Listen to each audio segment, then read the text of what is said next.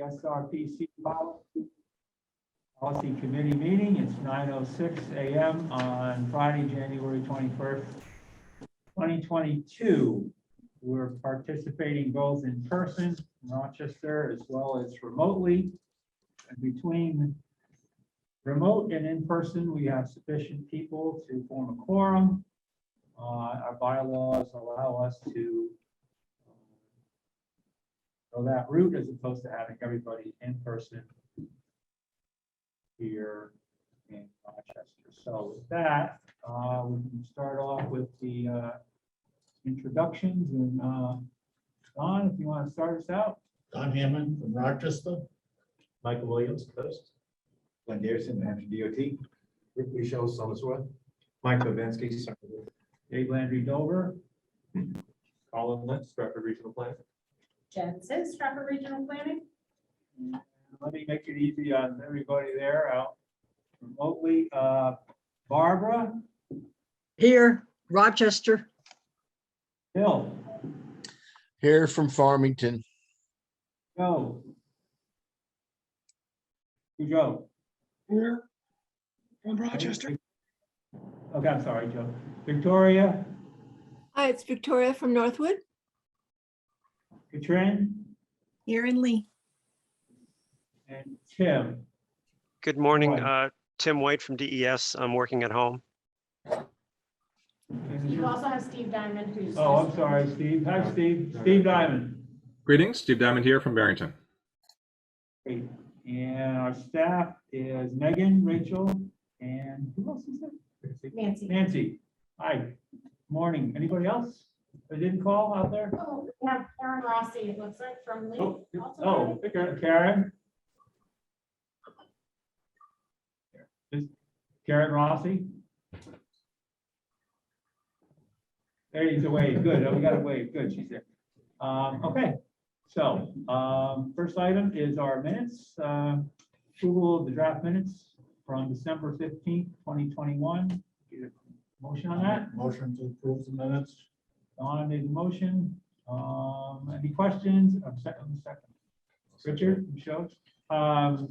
Any questions or changes on the minutes from anybody? And if you're remotely, just wave like crazy so we can see it. Okay.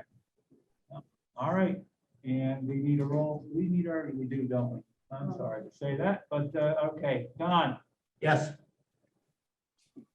Yes. Michael. Glenn, Yes. Richard. Yes. Mike Bavinsky. Yes. Dave Landry, yes. Barbara. Yes. Oh, Yes. oh, Yes. Victoria, Yes. Trin, Yes. Tim, Yes, and there's one other person. Steve is your other vote. Steve, Steve, yes.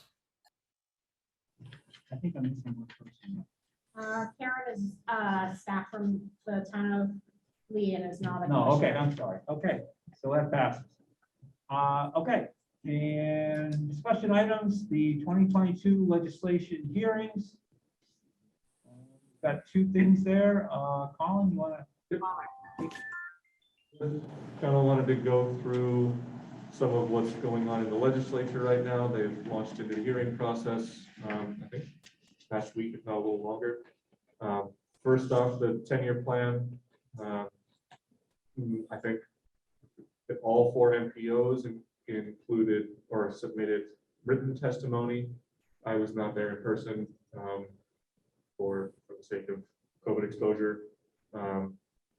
But the hearing went well. Folks from DOT were there and it was positively received. We are definitely supportive of the bill. A lot of good projects in it, a lot of funding coming through the infrastructure bill. Several of the projects in our region got advanced because of that money. And so I just submitted our testimony for the regional priorities that we all discussed a few months back, leading up to the GASSET process. So all of that was in the record. It feels like smooth sailing. It should be going to the Senate. They've got a couple of work sessions in committee, and then there's going to be a continuing hearing on the 10th of February. I'm not sure what time exactly. I think that's still to be determined. But everything looks good on the 10-year plan then. No changes to any of the projects in our region. They're still going forward, going strong. So if there are any issues you want me to bring up to add to our testimony for the Senate phase, once the bill makes it through the crossover, please let me know. But I think the regional priorities you all talked about were pretty comprehensive.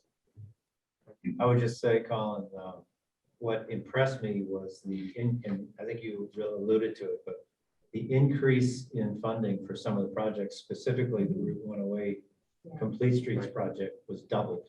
Yeah. Virtually, from say 9 million or 8 million, I think, Colin, to, I think it literally doubled. what's that? It literally doubled. I think from it was. 15 to 30. So it's got some moxie. And when you think about all the pieces of that project, my concern over the last couple of years was, I don't know if we can get everything out of it that we want. There's a lot of transit issues and green space kinds of things, and drainage and sidewalk and curbing and traffic improvement and safety. And so that's good to hear. So if anything, in terms of as it advances to the Senate, if that's what I heard for testimony, I just would drum the beat or beat the drum, whatever you want to say, about keeping that in there. Because we all were very pleased to see that, and want to see that stay. And we'll definitely do that. And if you remember, we talked a little bit about the Exit 10 study that was in the plan, and that did receive a bump in funding and an expansion of the scope to not just Yes, not that's right. just That's right. Yeah. the exit infrastructure Yeah. itself, And but we were kind of fine with that. the connectivity with the turnpike as a way to access the commercial and economic development that's happening. I just wanted to note that because the IAJ money expanded scope, we couldn't use all turnpike funds because it's beyond turnpike. Yes. Because of the IAJ funds, we were able to use those funds to expand that scope. So that's a good benefit. On the exit 10. Exit 10, right? Yeah. Good. One thing I'll note that we emphasize and will continue doing so is on the transit side, the infrastructure bill came with a bump in funding, but that also depends on matching dollars, which are not forthcoming from the state, any additional ones. And so as it stands, benefiting from those additional transit dollars will fall squarely on the shoulders of the municipalities that have transit service current, without any additional investment from the state, not from DOT, from the legislature to pony up, find a way to change that revenue stream. So that's just something we're emphasizing, that we need the federal dollars aren't free. And currently, turnpike toll credits, the transit providers are not eligible to use turnpike toll credits the way infrastructure projects are. So that'd be another opportunity. You have a hand, Oh. Tim. Hey, Jim. Hi, Colin. Yeah, just I was at the meeting too. It went really well. Nate Miller from Southern New Hampshire Planning Commission was there to testify in person, and he wholeheartedly supported the plan. So. So, any other thoughts? Let me know as we move forward, and I'll let you know when we get a date for the Senate hearing. But, I don't see any issues with the 10-year plan going forward. Sure. That's why I do. Yes, So ma'am. we do have 2 working sessions with the House the next two Thursdays. So we'll be meeting, answering questions for that. Yeah, and there were some questions from the committee regarding the electric vehicle charging funding that came through the infrastructure bill. And so I was wondering about extending how those questions might get answered, because it sounded like one member was under the impression that Tesla was the only manufacturer of an all-electric car. Yeah. And another person had some legitimate questions about how the different charging levels work and how that will all get planned out. So I wondered if, I figured you guys were on the ball, but if there was any, No, I Any think reason for us to- I think they're still talking about what the rules and eligibility is at, so I don't think it's all finalized yet. Yep. How we're gonna spend it, and it still is a buyback America issue, because not a lot of EV charging equipment is made in the United States, and therefore it's hard, you can't build it because we can't buy it. oh, yeah, So they are looking at laws on how to change that and how to look around I those didn't think issues. that, yeah. Right. Colin? Good. Yeah, I mean, there's Or- definitely, there's definitely work to be done, as Glenn suggested, on the Buy America issue. I've spoken with Lee Levine from Federal Highways, and he was telling us to expect some sort of resolution pertaining to the potential for waivers, so that all of the EV charger work that needs to get done related to the infrastructure bill can start moving along. But in terms of the infrastructure bill itself, like I said, I don't want to speak for Glenn, but I think we're all waiting for the Federal Highways to distribute some, provide some guidance on how the funding programs are going to work. And I think that's supposed to be forthcoming next month. So. Good. Thanks, Steve, Ed. sorry, I didn't mean to miss you there. No problem. Greetings. Obviously, as you've heard from me before, I believe that the best way to fund transit efforts is gas taxes. About a month or two ago, there was quite a bit of hysteria going on about gas prices creeping up for other reasons. Has that gone away? It seems like that's calmed down as far as I've seen. And is there any prospect of having transit be funded by the people who use it better? Good question. I can take a stab at it first. It seems like the hysteria has died down a little bit. I think the inflation, it was like self-correcting a little bit, it seemed like, because we were so used to low prices during the pandemic, and then just came back up to something more reasonable. As far as transit being funded through gas tax, I think that is a few degrees of separation. First, the legislature has to have a conversation about alternative revenue sources, and then whether those fund transit. I think it feels like it'd be too much to have both questions in one.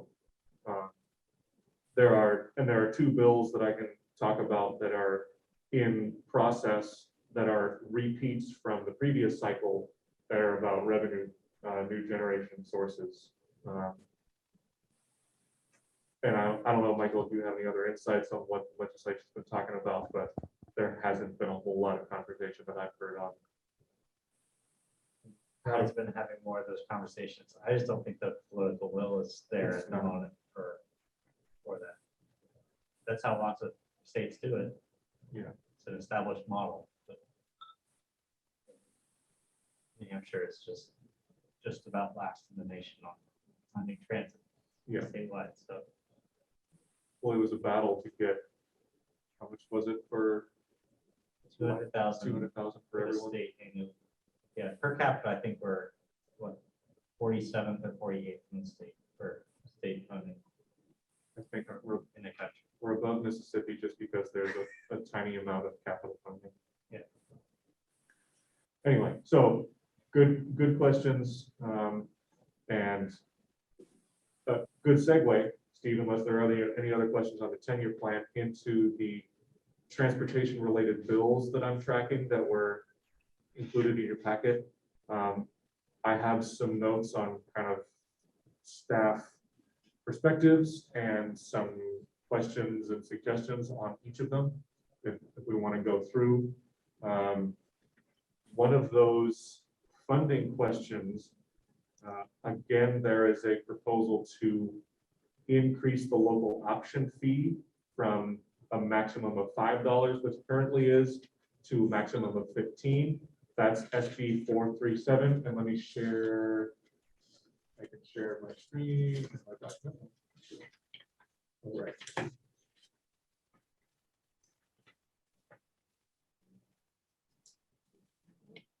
Who's the host? Megan. Oh, wait.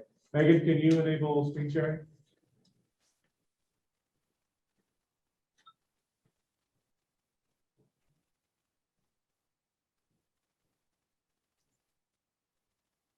Megan? Yes, can you just remind me how to do that, Colin? I'm sorry. Since you're the host, I think if you go down to the bottom of the screen, there should be a little arrow next to the screen sharing button, and you should be able to enable participants to do that. That's coming as well.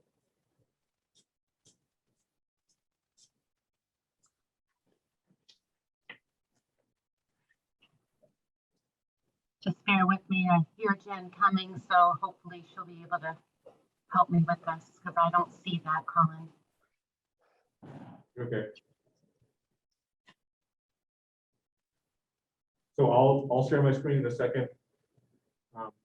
So Senate Bill 437 would increase the maximum local option fee to $15 above the $5 that it is now. That is voluntary for a community to participate and A, have a local option fee, and B, go up to that $15. That revenue can be, that's a local decision to what that municipality dedicates that funding. A few communities in our region, I believe, collect that local option fee and use that revenue to match the federal transit dollars for coast. Can everyone see the Word document with the yellow highlighting in the table? Yes. Yes.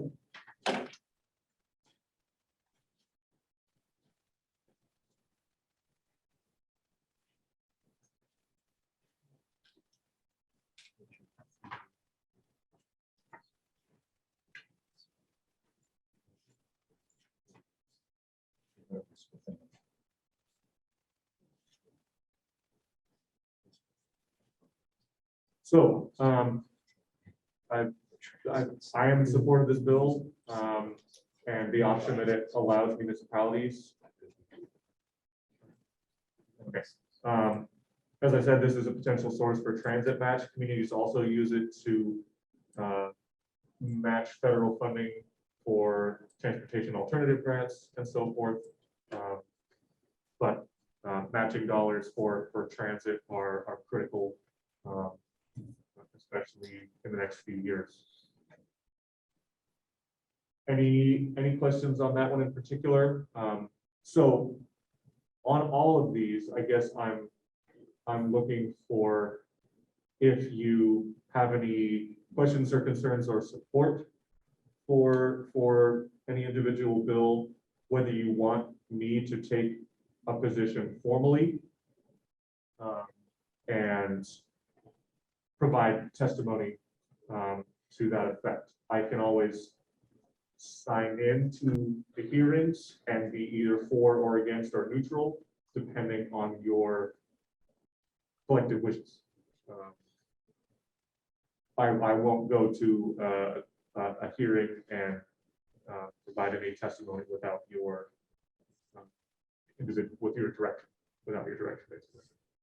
So any thoughts on? I had a general one as I was preparing for the meeting today, just reading the agenda and notes. One thing that struck me, and it's probably my need to research it a little bit more, is just what does NHMA say about these bills in a broader context, not just individual, but I'm less comfortable. If, for instance, if SRPC is going, let's just take this one on the increasing the local option. I think generally I would be in favor of it. But if NHMA representing the municipalities And no, I don't think so for X, Y, and Z. I'm not quite sure I want to be incongruent with that. So it's just more of a pause. Mhm. And, you know, we can kind of filter those out and make some decisions here, but a couple of them, I just had some questions in my mind. What does NHMA say? Mhm. They represent municipalities and got all of us here. So that's my only, I don't know what the word is. It's not really a caution. It's just, and maybe that's something you can do, Colin or Jen, just to filter that, because I would prefer that we're a little more in line. Definitely. Yeah. Mhm. That's good enough. So I can go back through and see if what positions they take Yeah. on these, or if they have any concerns. I mean, is there deadlines you need? Looks like you got some hearing dates. I have hearing dates. All of the hearing dates on this list are for the originating body. So these are not crossover hearing dates. So if it's a Senate bill, it's the Senate hearing. If it's a House bill, it's the House hearing. And they have to pass muster and then. Okay. So we may have time to, for me to do a little more digging on the NHMA stuff and come back to you all with additional thoughts. Yeah, crossovers usually not until like late March. That's true. Okay. Yeah. So, you know, if we don't catch it in the Okay. first, And I'm not indicating let's preclude discussion on this. I think it's very helpful and I appreciate it. I really do. I think this comprehensive listing I found very useful. Just my thoughts. All right, thanks. Yeah, we should have time to discuss further and get more input. So next one, SB 447. Still coming up on the hearing, the first hearing. I'm neutral on the specific bill until I get more kind of details on it. But it would establish a fund specifically within DOT. And I'm blanking on where the revenue would come from, outside of the 17 million through the infrastructure bill.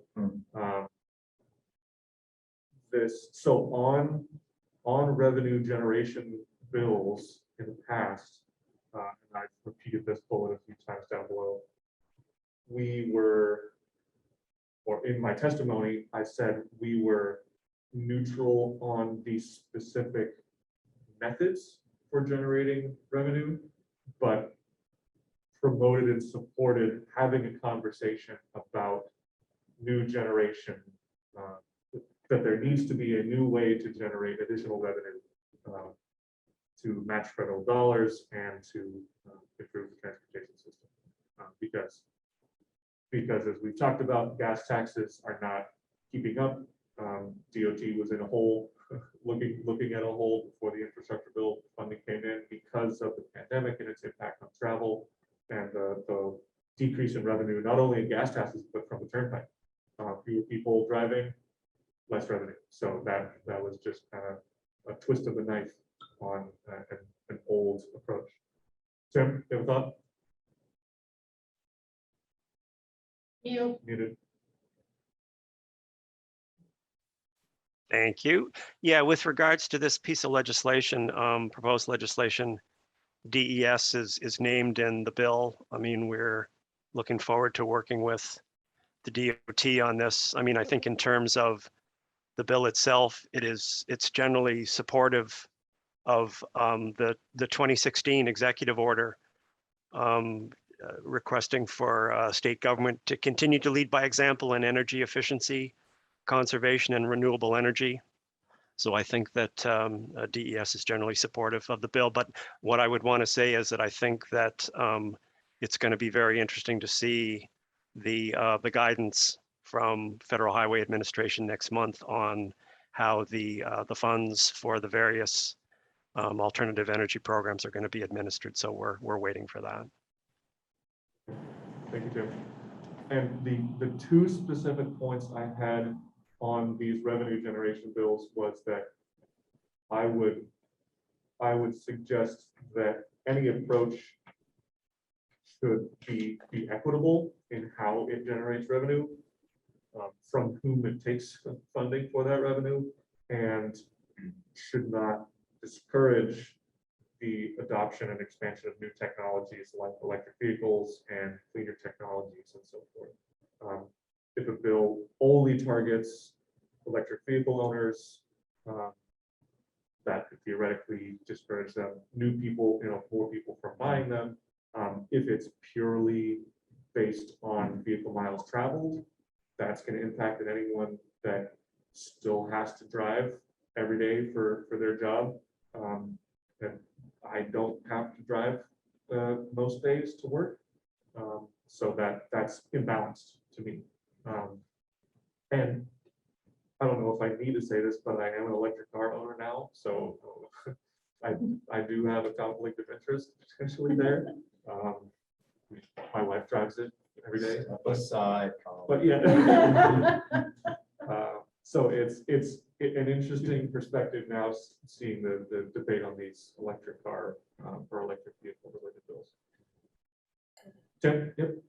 Yeah, Colin, once again, DES is generally supportive of these bills, looking at alternatives for revenue, given the fact that, we feel that it is important for everybody to be able to contribute to the upkeep of the state road infrastructure. So that's generally how we're feeling about these revenue bills.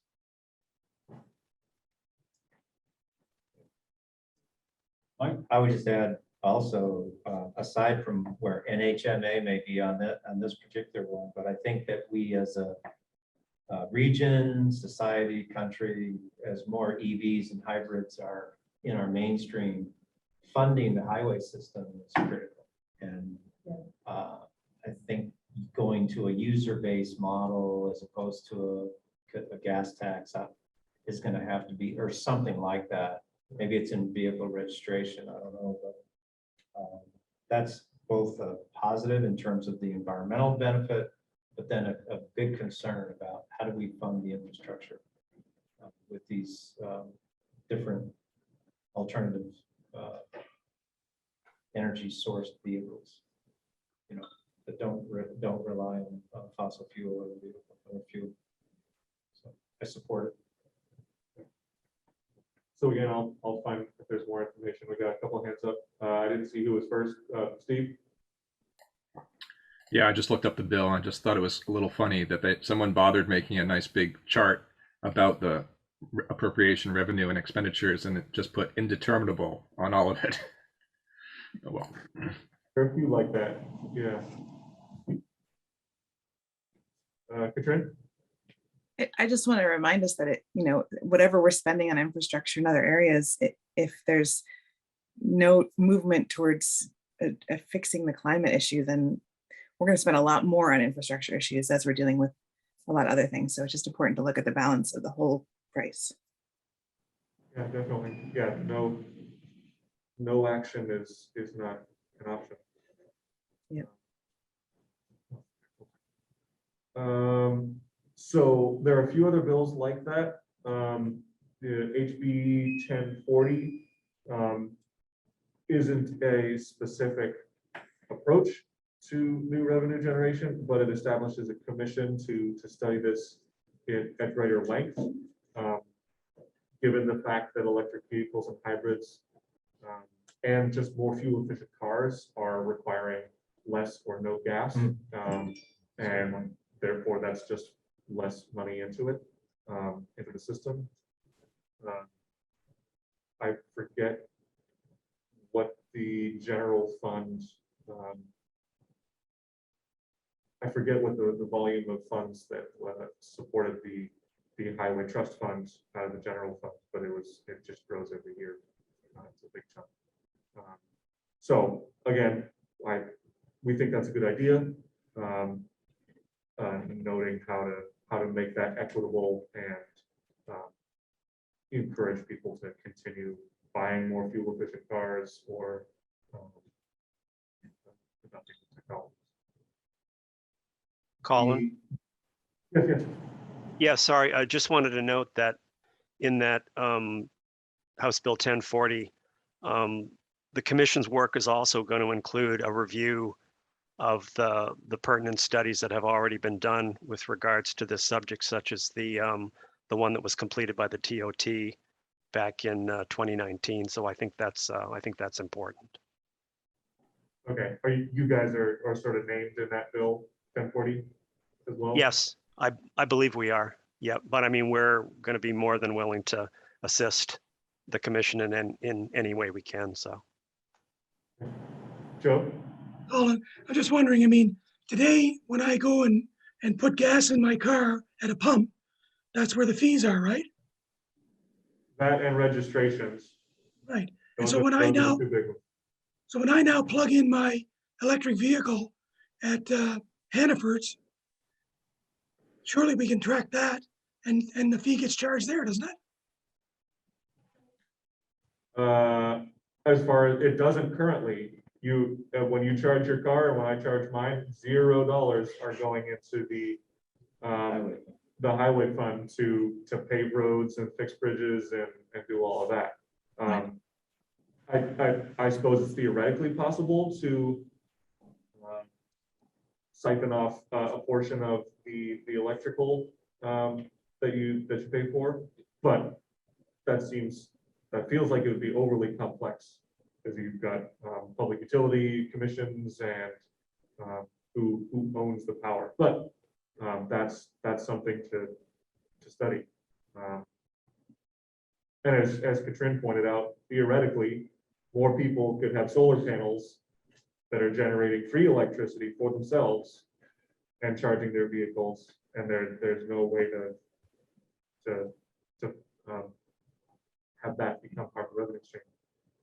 Joe, Tim, did you have anything again? yeah, I was going to say, Joe, you are correct in that in a lot of instances, the data to be able to quantify, what's being spent on electricity for refueling vehicles doesn't really exist, because in a lot of cases, a lot of EV chargers out there are what's called dumb chargers.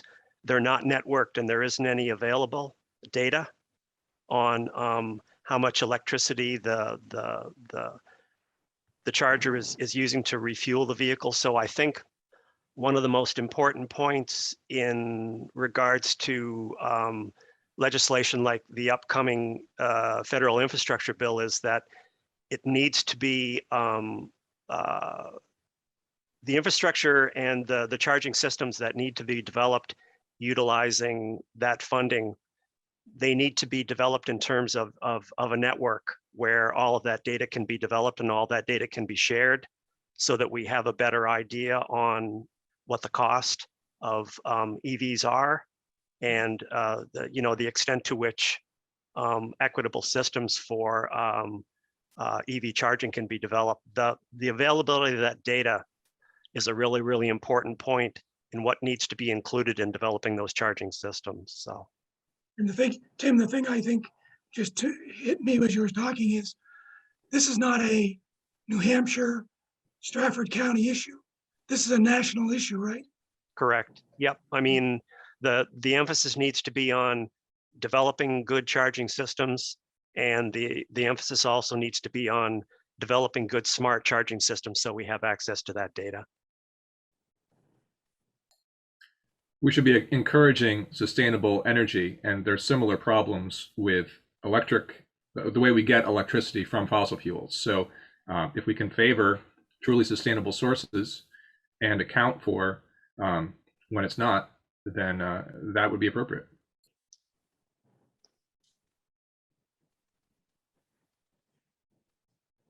Sounds like we need a commission or something to study this. Yes. So I'll be tracking that 1040 bill and see where it goes. I was able to attend most of the hearings. The last one, 1665, House Bill 1665. This is Representative Norm. Wait, oops, sorry. One too fast. 1656. Representative Norm Major has submitted a bill similar to this one for several cycles running, I think now. I think this is the most comprehensively thought out proposal for a new revenue generation approach based on the vehicle miles traveled in a given year and the weight of the vehicle. I need to look more into the math itself and get some help from people who are good at math. Tim may have some input.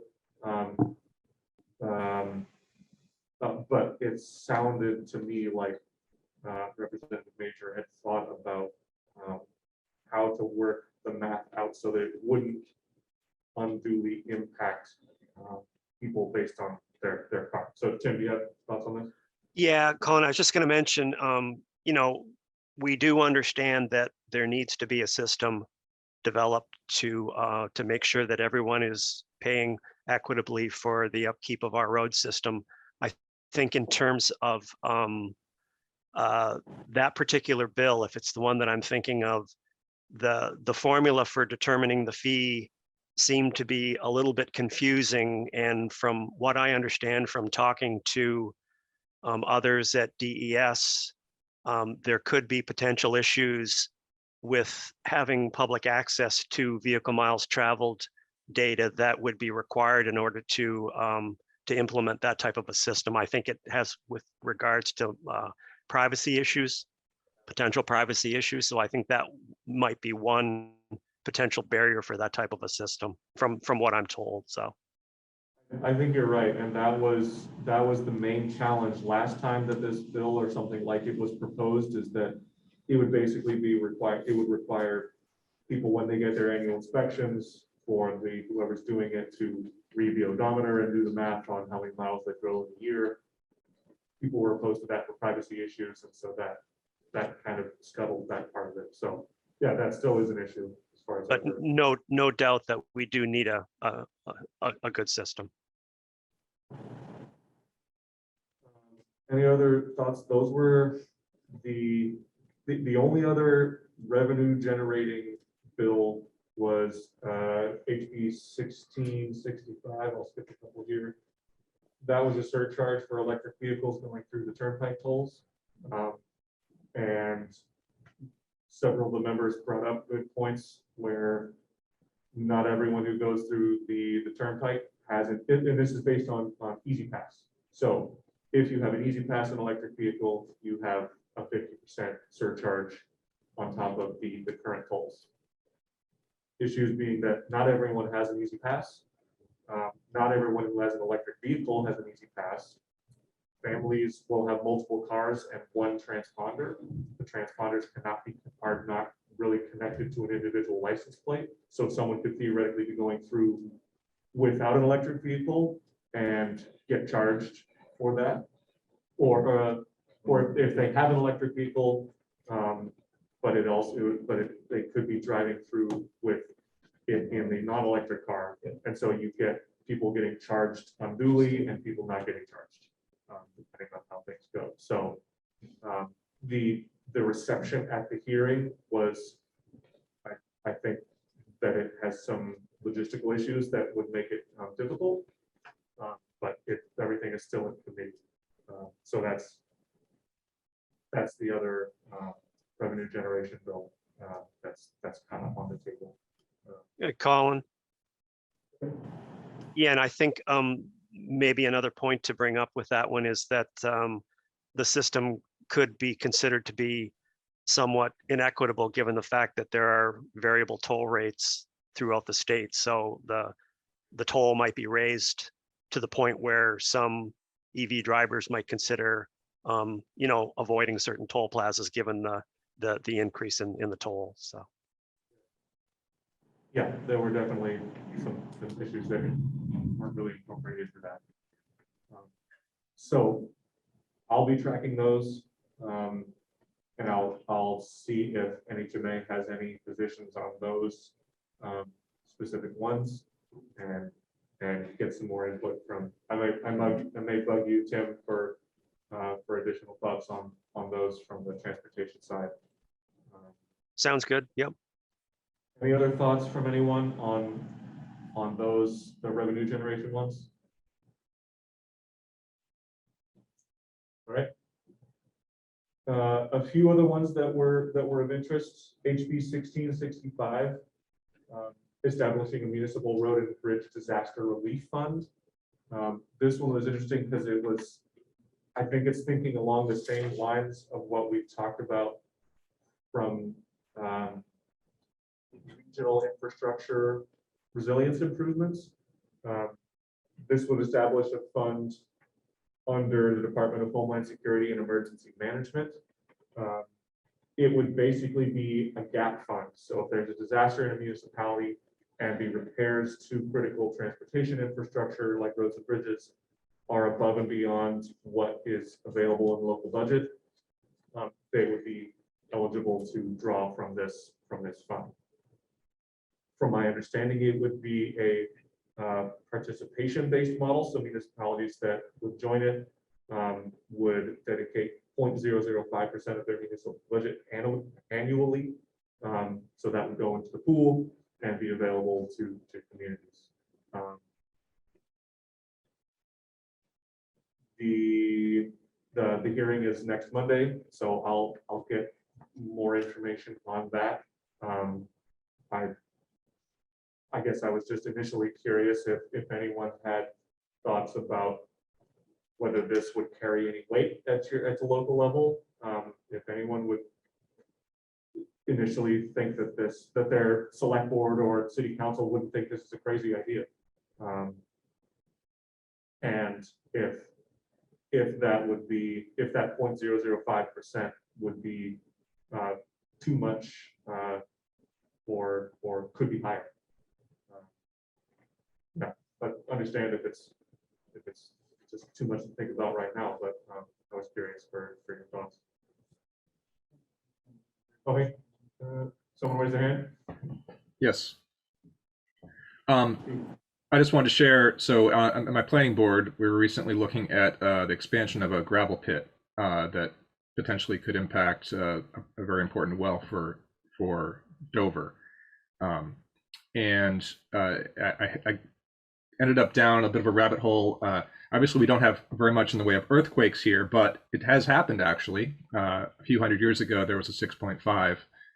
This was out of Concord area. Anyway, so the point is, there can be disasters, and that can include even earthquakes on rare occasions. So we need to be able to fund for that. Yeah. Seems similar to what you brought up a couple meetings ago, but that was, municipal level pooling or proactive projects. It seems like a similar idea. It's like an insurance policy. I think this is basically an insurance policy reactive where what I'm interested in developing is a more proactive. How do we shore things up before they are destroyed, so we don't lose the critical infrastructure at a critical time? But a similar idea where funds are pooled and accessible beyond the borders of municipalities. I'm more interested in identifying projects that would probably be too expensive for one municipality to take on themselves, but more municipalities outside of those borders have a vested interest in improving the infrastructure. So we're still working on that. Does this bill address if more people need to draw than is left in the funds? Does it get into that, if you have an earthquake and 4 bridges go out and there's not enough money in the fund, everyone has a right to it. Does it address how that kind of thing is handled?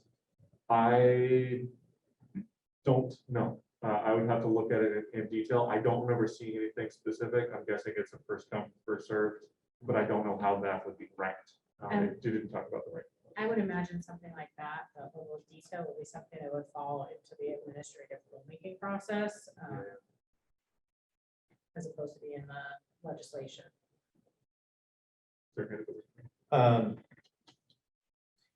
Would this supplement the Homeland Security and the FEMA grants dealing with disasters? And they offer what's called pre-mitigation grants. So is it aligned to that? That's one question. Second question is about this bullet you have about municipalities wishing to draw from the fund must dedicate 0.005%. But is that of the municipality's entire budget, or what budget of what? I believe the municipal So- budget, Our budget's $38 million. That we, for a community, that would annually, that we put into this pool. correct. For your HSEM question, I think this would be a separate additional program that there's still, I forget what it's called under the infrastructure bill, but the FEMA pre-disaster mitigation program is still in effect. I see. So this will just be supplementing specific and I think it'd be some process to apply for the funds. It's a statewide thing. On a $38 million annual budget, that would be 1,900 a year, which how many years and how many communities would have to do that before you could fix one bridge? I was gonna say, Yeah, It doesn't seem like very much. it's not a lot of them. must dedicate. Yeah. I think my home insurance is more than that. Michael, can we borrow your premium? We may need to. What's your deductible? So yeah, I think that Jen's right, the detail will have to get worked out if it moves forward. All right. But I'll know more on the 24th if it. Yeah, has I mean, any- it seems interesting. It's- Again, it is, I think if proposals like this are needed, Yeah. we'll, the whole process of discovering the detail and so forth. Last few, HB 1426, I am not really in support of this. Eliminating the requirement for private vehicle inspections annually. There was not, I didn't see any justification for this. Tim, do you have any inside knowledge? Muted? You muted, Tim. There we go. Thanks, Colin. Yeah, I just wanted to mention that I read through the bill and it doesn't appear that the bill would eliminate the emissions portion of the inspection cycle. So I just wanted to add that. So. Right, it was specific to the safety, whether, brakes and struts and all that stuff is in working order. Yeah. I Correct. Yep. don't see it going anywhere. Maybe maybe I'm optimistic, but it also inadvertently absolves vehicle retailers of providing any assurance that the vehicles they're selling are safe. That with the stickers and all that stuff. So I don't know if someone just got tired of paying it every year and wanted this to happen or what, but I don't see this going anywhere. I think there's some other states that have eliminated it. I'm curious how Really? they're, yeah, I don't think Florida has it. Yeah. I don't think Maine eliminated it. Which did? I understand Maine eliminated this requirement. Okay, I will look into that because that is. And I think some states have basically said, if you're pulled over and police inspect and find it's below certain thresholds, you can be fined, but there's no inspection. I think some states have gone that route. I just. I have to recuse myself on this one since I drive a 2001 Saturn. It's a conflict of interest. We had a 93 Volvo and a 1999 Nice. Honda for a while. Yeah. Yeah, I don't see how this is feasible, given that you're driving on publicly funded infrastructure and the public interest. It seems to be an issue to me as far as safety with other people that are using public infrastructure. But anyway, Joe? Based on the comments, I'm not going to travel in Maine anymore, and I won't go to Florida as well. Yeah, I'll look up what they did and what happened there. A few more to go. It's just before 10. HB 1432, I think would be unfortunate if this passed. It would prohibit use of any state funds for new passenger rail projects. I think this would be extremely unfortunate timing, given the amount of good that could be done to improve passenger rail. If the, Amtrak Downeaster ridership has rebounded. there is a capacity issue on what is currently the Pan Am line in our region, where freight and passenger rail are pretty much at capacity in terms of the track itself. You know, you can't have two trains on the same track, so they have to have little diversion areas. And you've got New Hampshire North Coast, which primarily carries petroleum products, gravel, and a little bit of steel, where they have to coordinate all the trains. The CS, currently the line is owned by Pan Am. There is a sale process going on where CSX will hopefully be taking ownership of that infrastructure. We will know more about that at the end of June. I've heard, talking to the folks that run the Amtrak line. Traditionally, CSX has been more interested in investing in the infrastructure, the tracks, and improving them and improving capacity and so forth, than Pan Am. So everyone's hopeful that that could lead to increased capacity on New Hampshire's lines.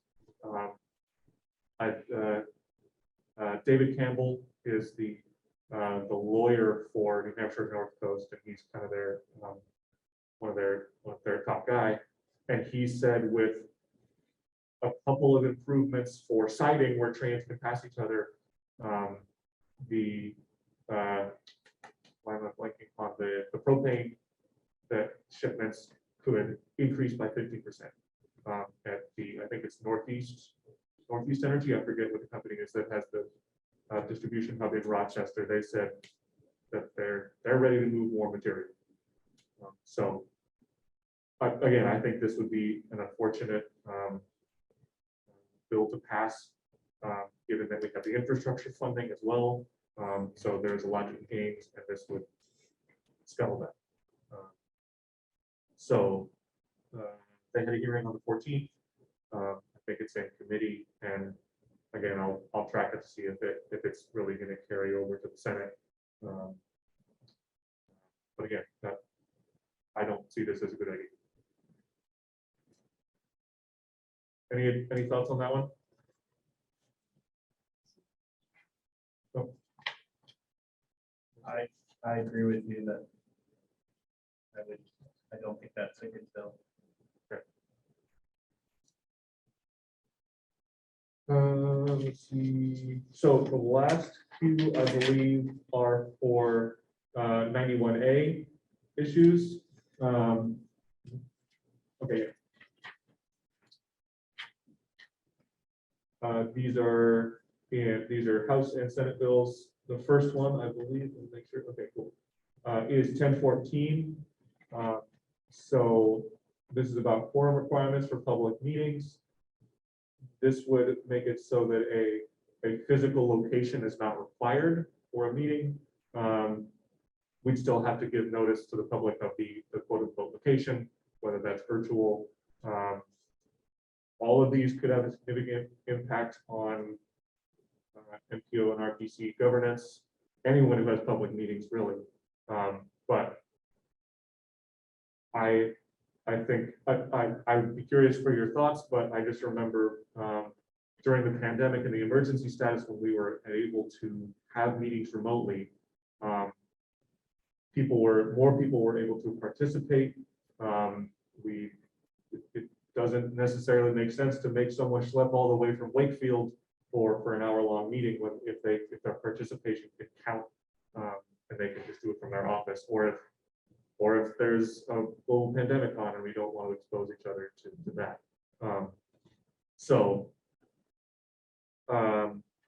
I'll look up what NHMA is thinking and others about any of the logistics on these. I didn't see any specific issues. There are 3 of them that I looked at that take similar, slightly different approaches.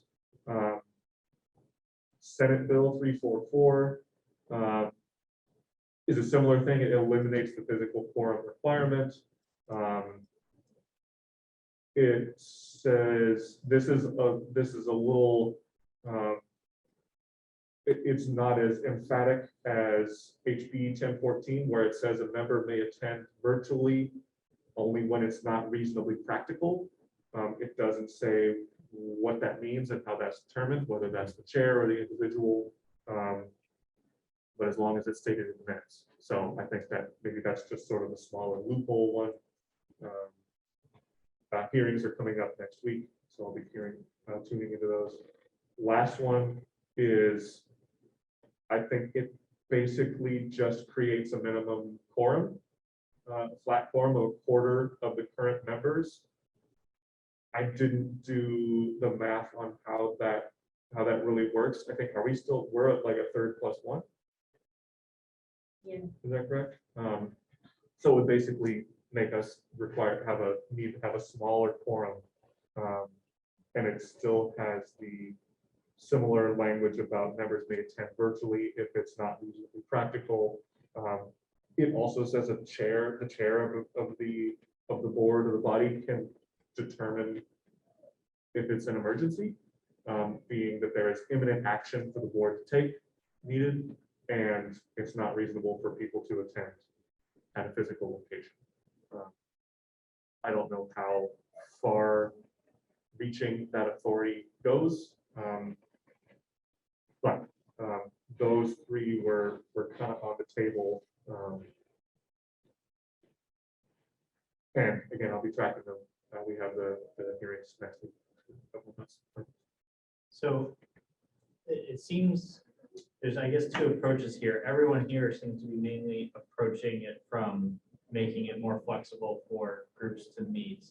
And that's the primary benefit that they're going for. I don't really have an opinion on that. Oregon, I think, recently passed a law that requires now all public meetings to have a virtual option for people to attend, which is specifically focused on trying to increase access to the public to meetings. And I think that's actually a really good idea. That actually gets at the idea that, we saw more attendance in certain meetings when the virtual options started to be there. They're not hard to set up now. If we go to only virtual, then that risks disenfranchising people who don't have internet access. So I think that having a combination of both, at least in a post-pandemic situation, makes sense. But I like the idea of institutionalizing the virtual option more broadly to get broader participation from the public.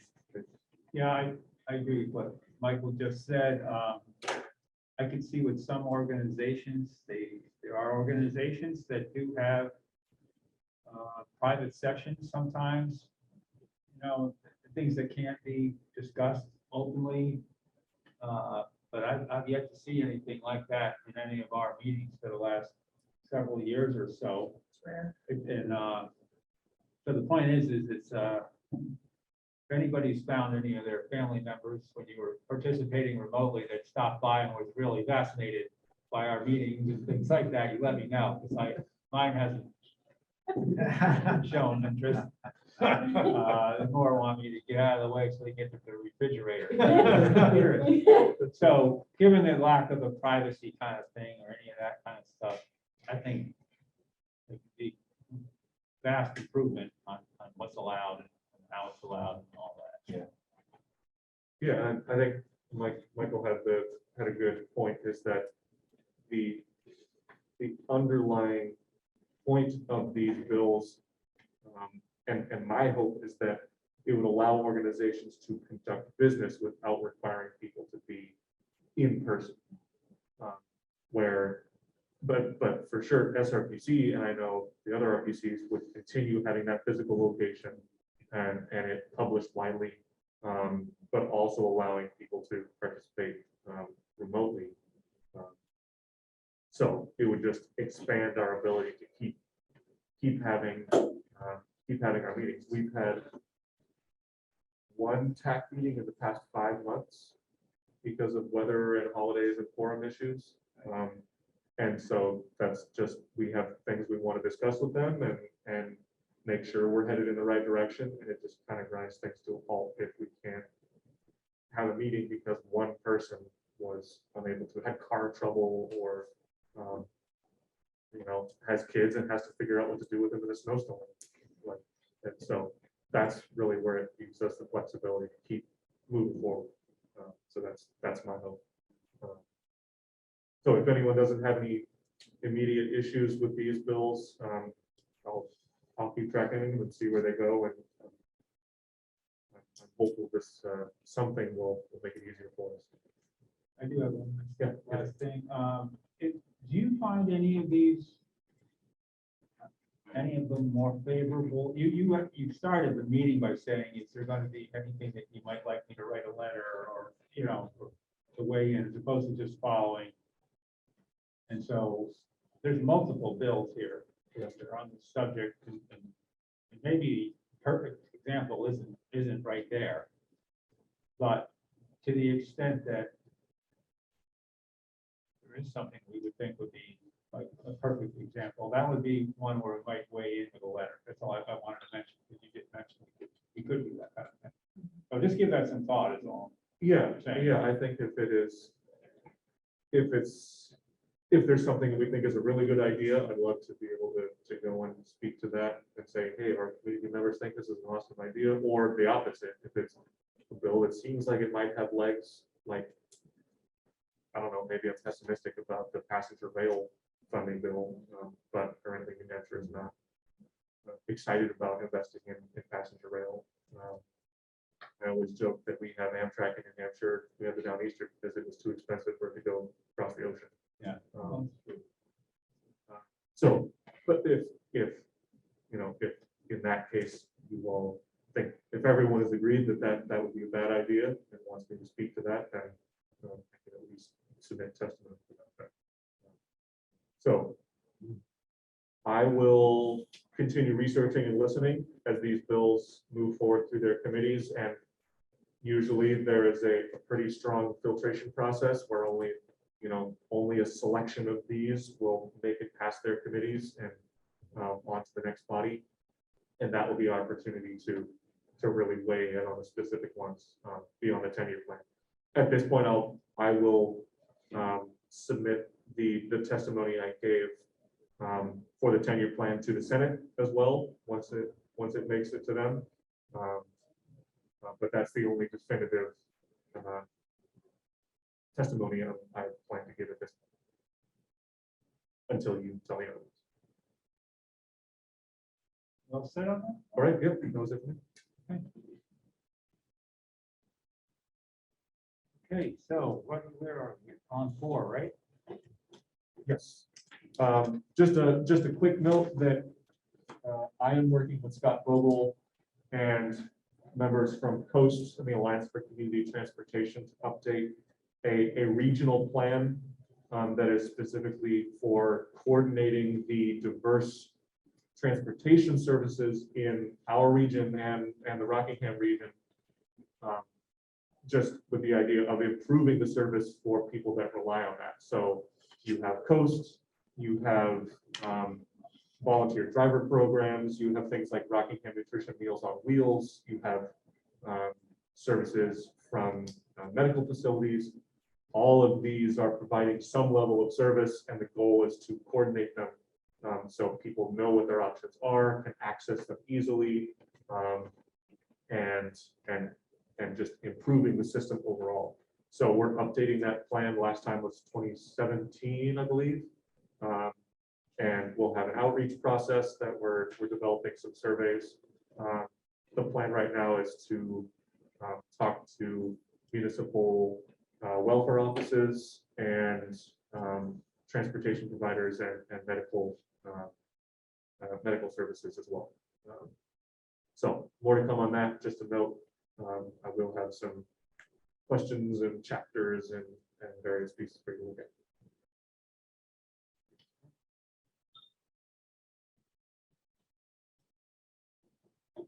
Okay, this one is Commissioner Roundtable. Something you want to offer here? I'll just share that Coast has been having a heck of a time with it, with drivers and COVID. So last week we had to suspend quite a significant amount of our service at various times because of somewhere around 20% of our drivers being out. And we have most of them back, and we're back to the levels of service we have been running. This week, we've been able to maintain that, and we hope to stay there. But it seems like we lose 3 more every day because of some sort of exposure, has to quarantine 10 days type of situation. We follow the CDC guidelines on all of that. Where vaccination doesn't seem to really be relevant at all to who gets it anymore. So, but just, so you communities that have service are aware it's been a bumpy road, but things are a little better than they were last week.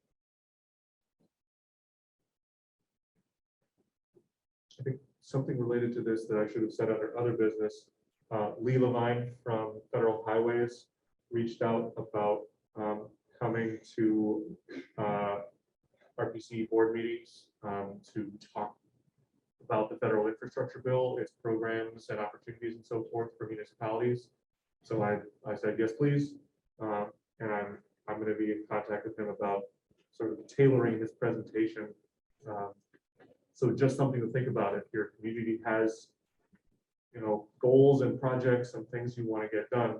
I want him to be able to speak to those ambitions and initiatives and so forth, and how this veritable flood of money can help, and how you all can access it. So future meeting, probably maybe in February. I think maybe one of our last meetings, I mentioned that City of Somersworth went out for bid early on road paving work. And our results came in yesterday. Maybe a sign of the times, not quite sure in what I'm going to say, but we ended up with 3 bidders. We're paving and redoing 7 streets in the city. Our engineer's estimate was $725,000. The low bid came in at $510,000. So that was unexpected, actually. I was thinking I was going to be pushing the engineer's estimate quite a bit. Could be the nature of timing. I think we're early in the process. This will be for spring work of this year. We're early in the process, like we've done the last couple of years. There's mostly shim and overlay work, some structure improvements and adjustments, but not rebuilding roads. So maybe that's, we don't have a lot of curbing work or milling and things like that. So pretty straightforward, but I was just surprised by that. So we're still evaluating the bids, but the low bid came in at $510,000. And then actually the third or the highest bid came in at, I think it was $630,000, something like that. So that was even still under the engineer's estimate. So, I mean, I don't know. Counselor, we may be talking to you about adding some streets. We'll see. That's a future thing, but it's good to be on that side. Again, at the staff level, I didn't expect that. I don't know what DOT is experiencing this early, but FYI. Yeah, I haven't heard, but there's not. Everything's different and situations are different, so let's put it out there. Any other news from Don? I'm just kind of curious from the state and you post the federal guidelines for licensing CDL drivers. How bad is that going to affect transportation? We have yet, from our perspective, we have yet to know it. They just add more headaches and more, hoops to jump through. I think the question will just be whether it actually deters people from pursuing their CDL, because it just makes it that much harder. And it'll increase how much training we have to do, so it increases a little bit of cost, but we'll see. And we haven't had a CDL qualified applicant in a while. So right now, it won't affect us at all. I'm sorry, Mike, was that commercial driver's license? What does that stand for? Commercial driver's license. Okay. Surprises people that isn't a requirement a little bit, I guess. Oh, there already are lots of requirements. They're just adding more. Right. Okay. The other thing that, which is good news for Rochester, the administration portion of our new DPW facility is now being used. They're still commissioning some of the stuff up in the back. And we're anxious. We think we're going to work through the winter at the old facility as far as operations for right now, but the administration staff is in the new building. Is fantastic building. Fantastic building. There will be an open house. We're hoping for sometime around May. We figure we'll wait till winter is over and everybody's moved in. Have an open house. Are they gonna keep the old building for staging stuff or try to something new for the old building? I think right now there is no plan, but I believe it's probably gonna go on the market. We just did the study for environmental and it came back better than what was expected. So, from what I understand anyway.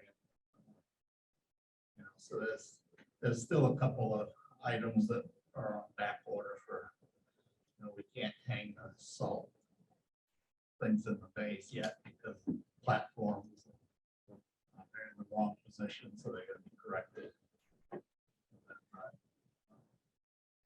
Been waiting for my understanding is a computer chip on the master electrical panel, and without that you can't get a CO. And nobody can tell them it's been ordered for months, and nobody can tell them when it's going to get there. So It's probably stuck on one of the 150 ships lined up outside of LA. right. I'm just following that for what Don alluded to. There is that SRPC did the environmental assessment as part of our brownfields program for the DPW. Right. For the old site. Oh, good. So, yeah, we've done a few properties there in Summerford. Yeah, we've been knocking on your door. Yes. We're a big customer. But it's a good resource Yeah, for communities to know that is there. Steve? Yes, thanks. I'm encouraged to see the new town administrator is fully getting asserting himself more, and the select board in Barrington, they're finally addressing their class 6 and private road policy. Essentially, over the years, they've heard a lot of sob stories from people who own property and believe that guarantees they have a right to develop it further, expanding livable space and structures and so forth, even if the width of the road they have is below state fire code standards. So it's a little bit convoluted about how they're going to start heading in a more reasonable direction, but it looks like we're starting to head that way, so that fire trucks won't get stuck and people won't have excessively long wait times for ambulances in snowstorms or whatever. Thank you. I just mentioned one thing. City of Dover is continuing to experience applications coming through the planning department and through various technical review committees, conservation commissions, et cetera, onto the planning board of sizable projects, more in the core of downtown, the gateway districts for housing. I'm talking mostly apartments. And perfect example, although there are many, they're coming regularly, is at the former Macintosh property that's right near what would be exit 8, basically off the Spalding Turnpike, which hasn't been a college, for many years now, but quite a sizable piece of property. That's, I think, about 151 units, with approximately a third of those that are subject to the HUD housing rate. So it's essentially a continuing effort to promote affordable housing, although we try to say more affordable housing now, because there's almost nothing. Even if you're applying about an 80% rate to the going rate, it's still an expensive apartment, but it's an attempt to deal with that, and it's really arising out of agreements to provide, allow for greater density is what it amounts to, and often in these developments downtown in Dover, there's quite a few going on with commercial on the first floor, although we're working on changing some of those rules. And apartments above, there's a lot of what's called transfer of development rights, which is something that developers pay a per unit cost that goes into a conservation fund for trying to preserve land elsewhere in town. But we now have a lot of activity because with the HUD housing, it's starting to catch on a lot more because instead of having to pay for that density bonus, and it could be up to around $13,000 for an additional unit, especially if it's a single family home. Instead of that, to get a waiver of that extra fee for the density, if it's affordable housing or more affordable housing at the HUD rate, that gets waived. And so the development pressure in Dover has been quite high right on through the pandemic. But now that we're, supposedly coming out of this, flow of activity is really rather amazing, and some would say startling. And there's a lot of concern from in the communities about traffic issues and pressure on utilities like water, and stuff. And so there's a lot of discussion going on about it, but I don't know what other towns are experiencing. I suspect that everybody, maybe in Somersworth and in Rochester, are getting some of that kind of activity. We seem to be still accelerating in that area, which a lot of positives, but a lot of concerns as well come along with it. So I'm just mentioning that.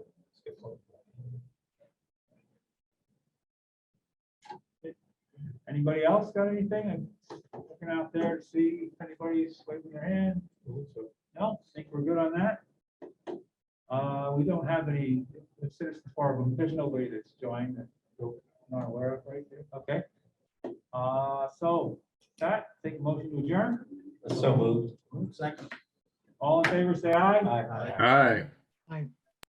Thank you all. Thank you, everybody.